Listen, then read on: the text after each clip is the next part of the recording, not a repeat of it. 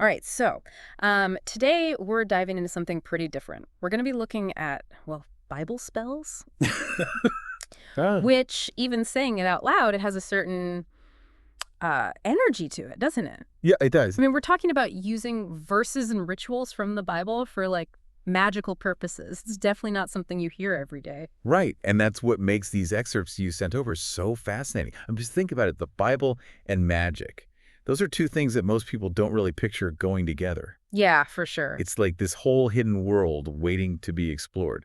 So, like, where do we even begin with something like this? What kind of stuff are we talking about here? Well, we've got some really interesting excerpts that touch on a bunch of different aspects. But one of the things that really jumped out at me was this idea about the power of words, like actual words themselves. Oh, yeah, the whole concept of logos. It's like ancient Greek philosophy meets biblical text, right? Exactly. It's this idea that words aren't just, sounds we make. They have a deeper power, a creative force, kind of like how, according to the Bible, God spoke the universe into existence. Right. In the beginning was the Word. It's like the Gospel of John is almost hinting at this whole other level of meaning within the text itself. It's pretty wild when you think about it that way. So these excerpts are suggesting that certain Bible verses, they can tap into that same creative energy. That's exactly what they're arguing. It's like these verses act as conduits, almost like channels, to access a spiritual energy that can then manifest our desires. Okay, so not just reading the Bible for guidance or comfort or anything like that. We're talking about using it to actually like make things happen in the world.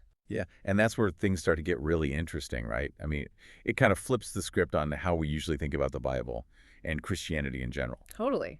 Because we usually think of magic as being kind of like at odds with organized religion. For sure.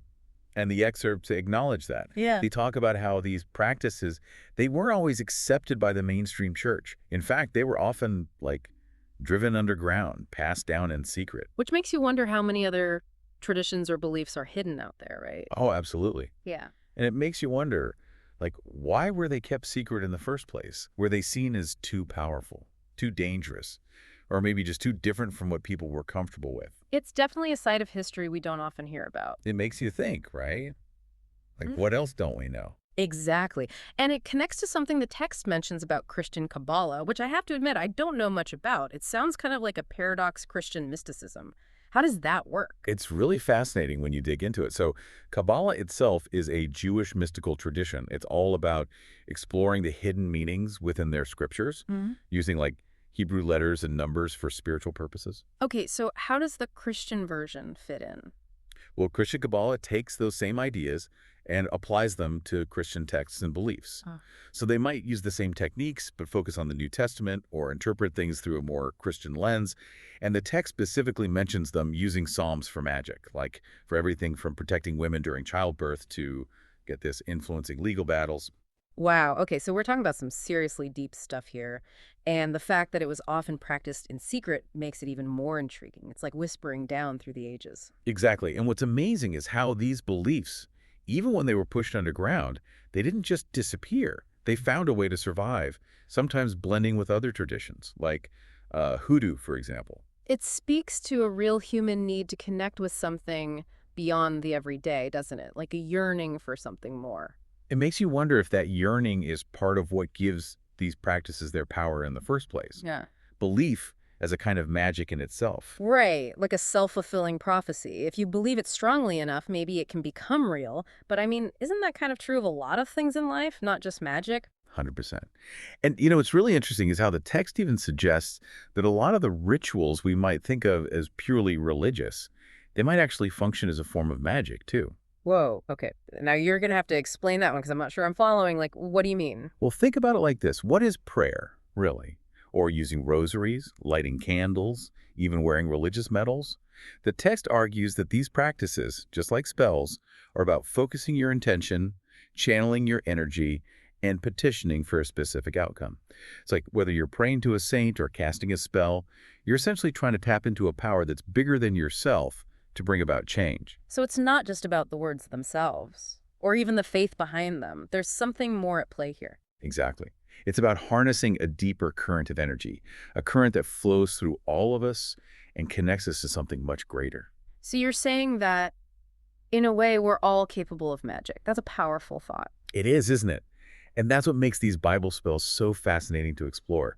They challenge our preconceived notions about spirituality, about faith, and maybe even about our own hidden potential. It's like the text is inviting us to reconsider the boundaries of what we believe is possible. So, like, how do you even go about, actually working with Bible spells? Is it just a matter of, like, opening up to a random page and hoping for the best? Well, not quite. The excerpts actually go into some pretty specific details about the whole process. And one of the things they emphasize is that it's not just about reciting words. It's about really embodying those words. Okay, so there's got to be some intention behind it, some real belief. Exactly. It's like you can't just go through the motions. You have to really believe in the power of what you're doing. And it's not just about believing in the Bible itself, but believing in your own ability to connect with something larger, something, magical. Yeah, it's like you're not just asking for something, you're almost willing it into existence with the force of your own belief. That's a great way to put it. And it's not just about belief either. The text also talks about visualization, like really picturing the outcome you want in vivid detail. Okay, so it's like setting an intention and then really like amplifying it with your thoughts and your energy. Precisely. And it mentions something else that's super interesting, timing. Like the timing of when you perform the spell can actually make a difference. Oh, wow, like the whole phases of the moon thing. That's real deal magic stuff right there. So we're talking about a blend of like traditional spell work and biblical knowledge. Right. It's like these two seemingly separate worlds are suddenly converging. I gotta say, I'm really curious about those specific spells for like love, money, luck, because those are all things that, well, let's face it, who couldn't use a little more of those in their life? Right. Totally relatable. And the excerpts, they actually give specific verses for each one. For love, there's Song of Solomon 8.7. It's a beautiful verse about how love is stronger than anything, even like a raging river. Okay, I mean, it's definitely a romantic image, right? Yeah. But how does that translate into like actually attracting love? That's the thing about these spells. It's not always about the literal meaning of the words. It's more about the energy they carry, the emotions they evoke. So in this case, it's about tapping into that feeling of unwavering love, that sense of being completely swept away. Okay, I think I'm starting to get it. What about the money one? What verse do they use for that? That one's interesting. They actually use a verse from 1 Timothy 6.17-19. It's all about not putting too much emphasis on material wealth, but instead focusing on things like, goodness and generosity. Wait, seriously, a verse about not being materialistic for a money spell? That seems kind of counterintuitive. Right. It's like they're flipping the script on its head. Maybe it's about attracting abundance by shifting your mindset, detaching from that desperate need for money and instead focusing on cultivating a more abundant mindset overall. That's actually a really interesting way to look at it. Okay, I'm intrigued. What about the luck one? Any surprises there? Well, kind of. They use Romans 8.28. It's a verse about how God works all things together for good for those who love him. Okay, I can see how that could be interpreted as a luck verse, like trusting that things will ultimately work out in your favor. So it seems like a lot of these spells, they rely on kind of reinterpreting or maybe even like uncovering deeper layers of meaning within the verses. Exactly. It's about going beyond the surface level, tapping into the hidden energies and symbolism within the text. It's like a whole other dimension of the Bible is being revealed. Right, like we're just scratching the surface of what's really there. I'm really glad you said that because honestly, it feels like we've only just begun to explore this whole world. And there's one thing from the excerpts that I definitely want to ask you about, stuff about using Bible verses for, like folk magic practices. Oh yeah, especially the healing stuff. That's where it gets really powerful. It's like those old-time remedies, but with a spiritual twist. Exactly. And some of them are pretty intense, like using Ezekiel 16.6 as a way to stop bleeding. Whoa, okay, that's a powerful image. And it makes you think about, like, back in the day when people didn't have access to modern medicine, these practices must have been, like, their lifeline. For sure. It was a different time, a different relationship with faith and healing. And it wasn't just for serious stuff like that. The excerpts mention a chant to help soothe colic in babies, using a chicken egg and a verse from Job. Okay, now that's just wild. A chicken egg. I'm both curious and slightly terrified to know how that one works. Right. Some of these remedies, they definitely sound a little out there, but there's a certain wisdom to them, too, like a connection to the natural world and the power of belief that's really compelling. It's like a reminder that for a long time, spirituality and healing were deeply intertwined. Absolutely. And the excerpts, they don't just focus on words and rituals either. They also talk about using tools, things like candles and crystals and incense as part of these Bible spells. Okay, see, now that's something I can definitely get behind. Candles, crystals, incense, that's my love language right there. But how do those fit into the whole, like, biblical context? Well, the excerpt present them as tools for amplifying intention. It's like each element has its own unique vibration, its own energy signature that can enhance the power of the spell. So it's like adding another layer of, like, potency or something. Exactly. It's about creating this synergy between the words, the intention, and the physical elements. I like it. So walk me through it. What are we talking about here? Like specific colors of candles or types of crystals or... All of that. For example, they talk about carving, get this, divine names of power onto candles. Divine names of power. That sounds intense. Fill me in. What are those and how do they work? It's like a whole secret language hidden within the scriptures. Sure. The text mentions using shede for Ish. attracting things and aha-ae for repelling or banishing. Okay, I'm not going to lie. That sends a little shiver down my spine. So you carve these names onto the candles and then what? You light them while you're doing the spell? You got it. It's like a silent invocation, adding an extra layer of potency to the spell. And then there's crystals, of course, like using rose quartz, which is associated with love, along with a verse from Philippians about focusing on what's pure and lovely. It's like a love potion, but with Bible verses and crystals. Sign me up. Right. And then there's incense, too. They mention using blueberry incense, which is supposed to be protective, with a verse from Romans that talks about an unbreakable love. So it's like creating this whole atmosphere of protection and love around you. This is amazing. It's like the excerpts are giving you all the pieces, and then you can kind of mix and match and personalize them based on what resonates with you. And speaking of personalizing, we have to talk about what the text says about personal spells. Okay, yeah, personal spells. It's like taking those ancient traditions and making them your own. Right. It's about tapping into your own intuition, your own connection with the divine. It's like the text is saying, hey, here are the basics, but don't be afraid to experiment. Find what works for you. Love that. It's so empowering.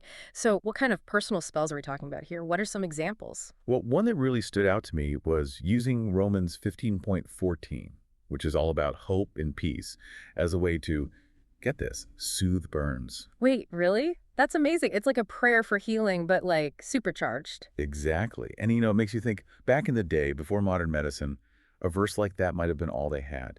It was their way of tapping into a power that could bring comfort and healing. It's like whether you're talking about a spell or a prayer, it's the belief behind it that really matters, right? Totally. And the text gives another example of a personal spell, using black thread, knots, and a verse from Ephesians. Black thread and knots. That sounds kind of witchy, right? In a good way. Oh, yeah, definitely.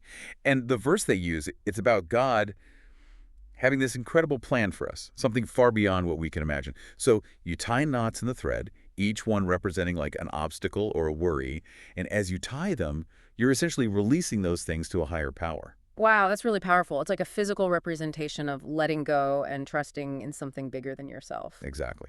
And that brings us to, I think, the most important question the text asks. Are you ready for this? Hit me with it. Okay, so it says, if the power of these spells lies in the belief and intention behind them, what does it say about the nature of faith, belief, and our own innate abilities to shape our reality? Whoa.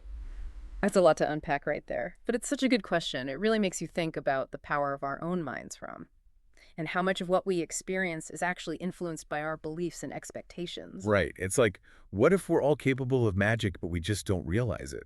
What if the things we dismiss as coincidence or luck are actually signs of something more, something we haven't quite learned to tap into yet? That's a mind-blowing thought, honestly. And it kind of makes you wonder about all those times when something amazing happened seemingly out of nowhere. Was it just chance, or did we somehow, even subconsciously, will it into being? Right. It's like the text is challenging us to rethink everything we thought we knew about reality. And for me, that's what makes these excerpts so incredibly fascinating. I'm right there with you. This whole deep dive has been such an eye-opener. It's amazing how these excerpts have taken us on a journey from like ancient biblical texts to like modern day personal growth. And through it all, there's this underlying thread of magic and the power of belief. Couldn't have said it better myself. It's like they're all connected somehow, these different threads weaving together to create this tapestry of human experience. Exactly. And at the end of the day, whether you believe in magic or miracles or just the power of your own mind, there's something undeniably hopeful about that, isn't there? Like, no matter what challenges we face, we have the power within us to create change, to find healing, and to manifest a brighter future. Beautifully said. And on that note, a huge thank you to all of you for joining us on this incredible deep dive. Keep those minds curious, folks. Until next time.